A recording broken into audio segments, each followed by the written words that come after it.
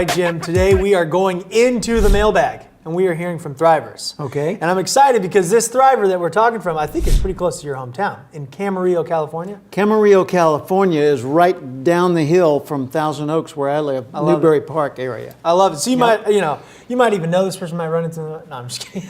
This thriver right here from Camarillo, California was actually at an event that Clay did not too long ago. And they've written in, and we are passionate about helping you thrive, so we are now answering your question. So I'm going to go ahead and read the question and step aside and let you answer it.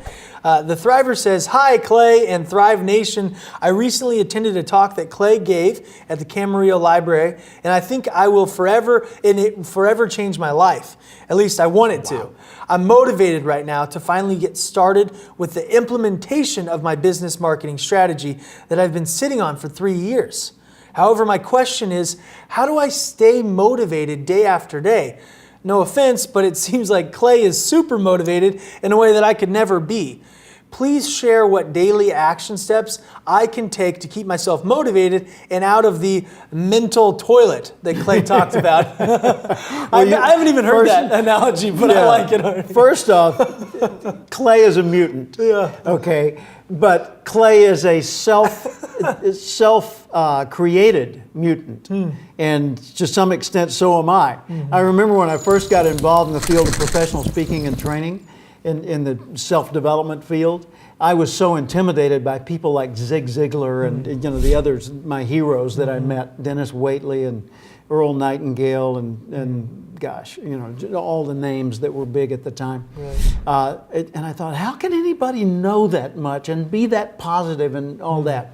And then I realized that it was the cumulative effect of their habits. See, Zig, years ago, was a pots and pans salesman struggling to make ends meet. And he had been bankrupt. I don't know if he was literally bankrupt, but he had to sell his house and his car, and he had to shed a lot of debt because he was not earning enough income. And then he turned his life around and he started going in a positive direction, ended up being one of the best known motivators in the history of time. Right. Well, I had the privilege of knowing Zig and got a chance to go to church one Sunday with him and his wife Jean in Dallas. That's awesome. And went jogging with him, sat on boards and committees with him, just delightful guy. What I found over the years is that I have done the same thing that I saw in him.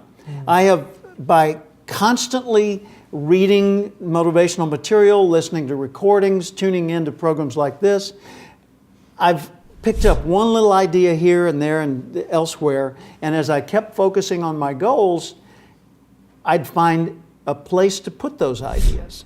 And so I'd end up retaining them instead of having them in one ear and out the other. And now then I can just spontaneously come up with things, and I think, wow, that's cool to be able to come up. And then I realize that's what I saw Zig doing years ago that impressed me so much. And that's exactly what you'll find, is to just show up, just tune in every day, just have something, 15 minutes. However you use it, use that 15 minutes in a direction that benefits you.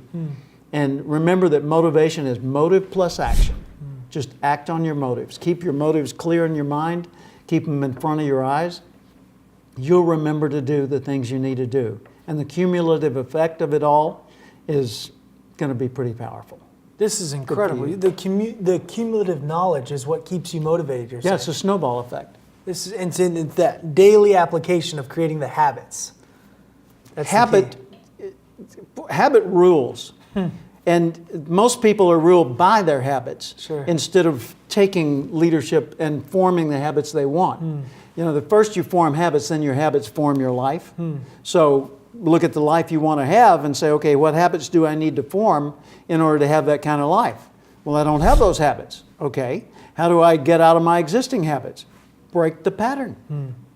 Interrupt the pattern and do once the new thing. Do it twice, do it 3 times, do it 21 days in a row. You've got the foundation of a new habit. Wow.